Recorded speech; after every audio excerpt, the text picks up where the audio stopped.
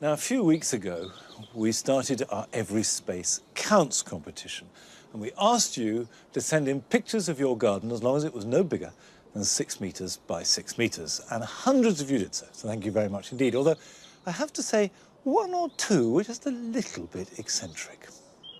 However, our team of judges, consisting of the garden designer James Alexander Sinclair, who of course is also an esteemed long-standing Chelsea judge, a producer from this programme, Louise Hamden, and Adam Frost, went through them all and came up with a short list of 5 finalists. Tonight, we're going to show you the first of those 5.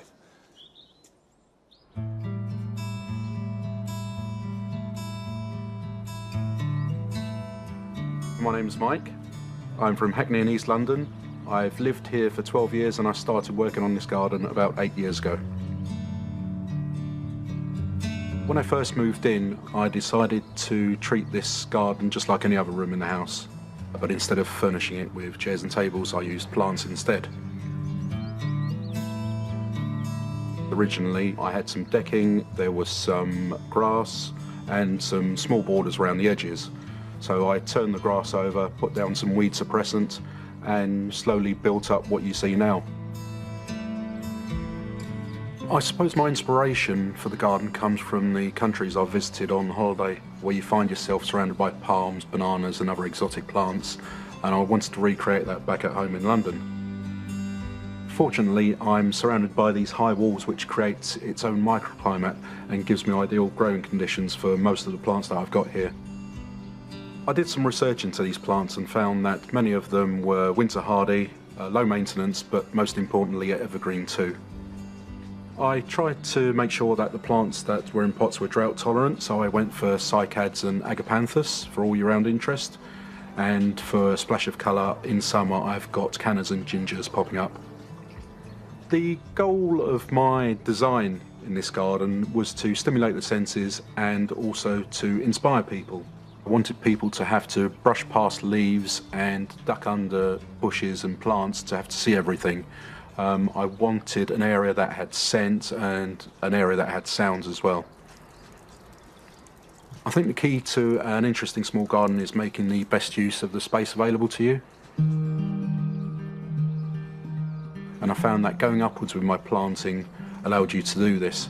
And at the same time, it also gives you space underneath for underplanting, which allows you to add smaller plants and give you more colour throughout the season. I use big structural plants like the bamboos, the fatsia and the bananas to make the whole space look a lot bigger. I enjoy the whole garden really, but scattered around it there are little mementos of the places I've been to. There's a couple of lizards from Bali, there's a tortoise there from California, some bits from Mexico. My garden's special to me because it's a reminder of the places I've visited. It's a nice place to have breakfast in the morning, and after a long day in a city and stressed out, it's nice to return here and feel like you're on holiday again. It's just a really nice place to relax.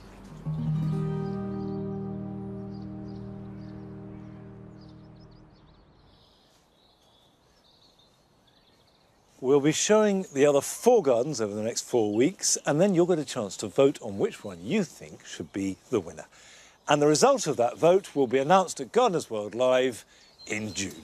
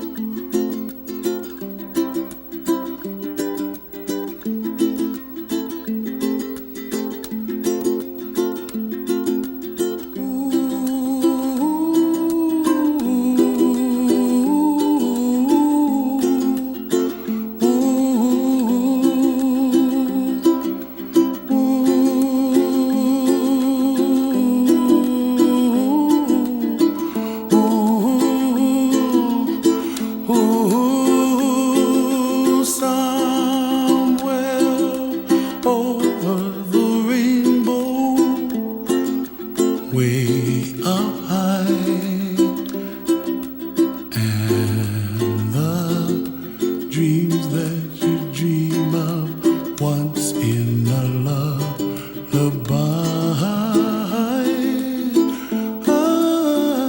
Oh, somewhere over the rainbow, bluebirds fly, and the dreams that you dream of, dreams really do come true.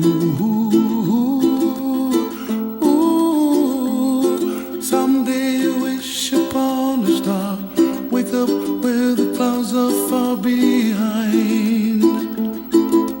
Be where trouble melts like lemon drops, high above the chimney top. That's where you find me. Oh, somewhere over the rainbow, bluebirds fly, and the dreams that you dare to, oh why can't I? Well, I see trees of green and red roses too. I'll watch them bloom for me and you, and I think to myself, what a wonderful world. Well, I see skies of blue and I see clouds of white and the brightness of day. I like the dark and I think to myself, what a wonderful world. The colors of the rainbow, so pretty in the sky, are also on the faces of people passing by.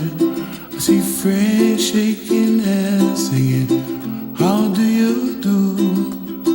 They really say, I love you. I hear babies cry and I watch them grow.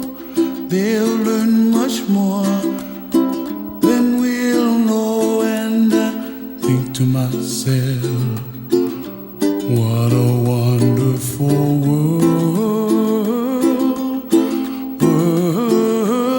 Someday I wish upon a star, wake up where the clouds are far behind.